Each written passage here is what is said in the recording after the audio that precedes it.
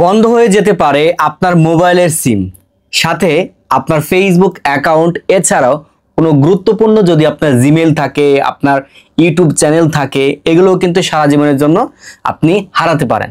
কিভাবে চলুন একটু বিশ্লেষণ করি।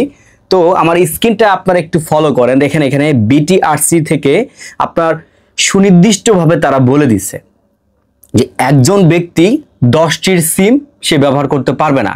আগে আপনার নিয়ম ছিল হচ্ছে 15টির বেশি ব্যবহার করতে পারবে না, তবে নতুন করে তারা নিয়ম করেছে যে 10টির বেশি আর কেউ ব্যবহার করতে পারবে না। এখন আপনার যদি গুরুত্বপূর্ণ সিম থেকে থাকে তো সেগুলোকে তারা বলতেছে যে মালিকানা পরিবর্তন করার জন্য। ধরেন আপনার নামে 10টা রেজিস্ট্রেশন করা আছে, দেন আপনার ফ্যামিলি মেম্বারদের যে কারো একজনের ওই সিম আপনি মালিকানা পরিবর্তন করে সেটাও কিন্তু আপনি চাইলে ব্যবহার করতে পারবেন আর কি।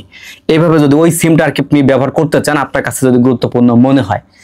এখন দেখা গেছে যে আমাদের মধ্যে এমন অনেকে হয়, আমাকে অনেকে মেসেজ করে যে ভাই আমি তো একটা ফেসবুক অ্যাকাউন্ট খুলেছিলাম, তো ওই নাম্বারটা তো হারাই গেছে, বা ওই নাম্বারটা এখন অন্য একজন ব্যবহার করতেছে।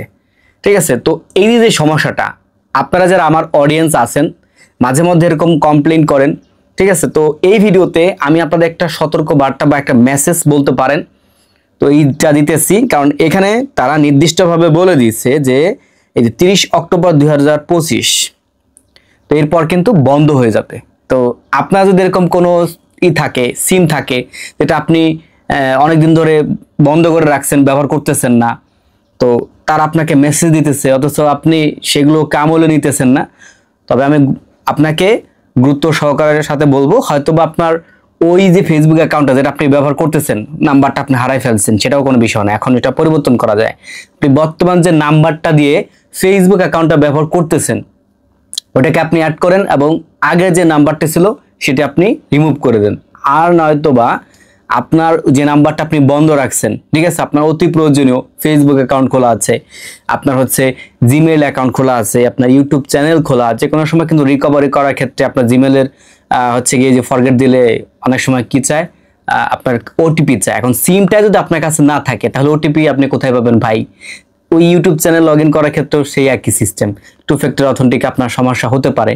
এখন দেখা গেছে সিমটা আপনি অনেকদিন যাবত বন্ধ করে রাখছেন বা কোনো একটা ভাবে হারিয়ে গেছে, আপনি ভাবলেন যে থাক দরকার নেই, যেভাবে আমি চালাই আমার তো আর সমস্যা হচ্ছে না। এখন নেক্সট যে আপনার সমস্যা দিবে না আপনি তো এটা কখনোই বলতে পারবেন না। তো এই জন্য বলতেছি, তো আপনার সিম তো বন্ধ হয়ে যাবেই যদি আপনি এটাকে মালিকানা পরিবর্তন না করেন, বা দেখা গেছে যে একজন ব্যক্তি তো আসলে 10টা সিম ব্যবহার করে না, তো যে সিমগুলো আপনার অপ্রয়োজনীয় আছে সেগুলোকে আপনি বাদ দিয়ে দেন, অফিসে যান, অফিসে গিয়ে আপনাগুলোকে বাদ দিয়ে দেন এবং ওই যে প্রয়োজনীয় যে সিমগুলো আছে প্রয়োজনীয় ওইগুলো হচ্ছে গিয়ে আপনি করেন, ওই মালিকানা পরিবর্তন করে হয়তো অন্য কারণে নামে রাখেন, বা আপনি এটাকে ডিরেজিস্ট্রেশন করুন।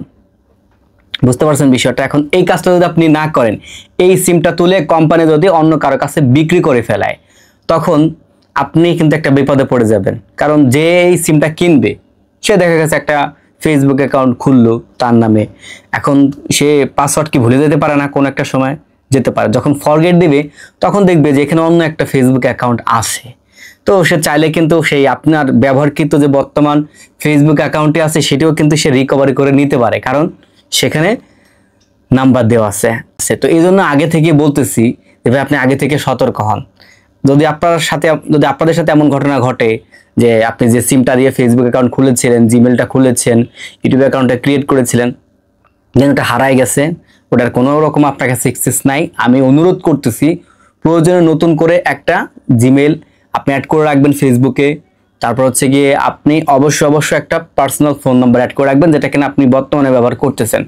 এক্ষেত্রে হবে কি, আপনার অ্যাকাউন্টটা কোনো রকম সমস্যা হলে এটাকে আপনি রিকভারি করতে পারবেন, কারণ ফোন নাম্বারটা আপনি নতুন করে অ্যাড করে রাখছেন, যেটা অ্যাক্সেস আপনার কাছে রয়েছে, জিমেলটা আপনার কাছে রয়েছে।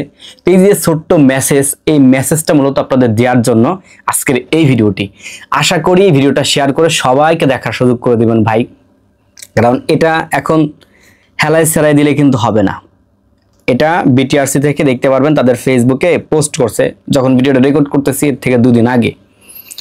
তো একজন ব্যক্তি অবশ্যই 10টি সিমের অধিক সে ব্যবহার করতে পারবে না, এবং এটা হচ্ছে কি 30 অক্টোবর 2025-এর মধ্যে সংশ্লিষ্ট মোবাইল অপারেটরের কাস্টমার কেয়ারের মাধ্যমে নিজ দায়িত্বে বাতিল বা ডিরেজিস্ট্রেশন বা মালিকানা পরিবর্তন করুন।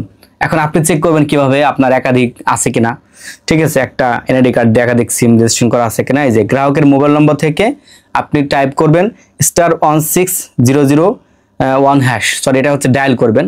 ঠিক আছে, মোবাইলের ডায়াল প্যাডে গিয়ে ডায়াল করবেন এবং এরপর হচ্ছে আপনার ভোটার আইডি কার্ডের লাস্ট 4 ডিজিট আপনি সেখানে দিয়ে দিবেন। ফিরতি মেসেজ আপনাকে দেখায় দিবে যে আপনার এনআইডি কার্ড দিয়ে কয়টি সিম রেজিস্ট্রেশন করা আছে। তো আশা করি বুঝতে পারলেন যে কিভাবে আপনি চেক করবেন এবং আপনার জন্য করণীয় কি।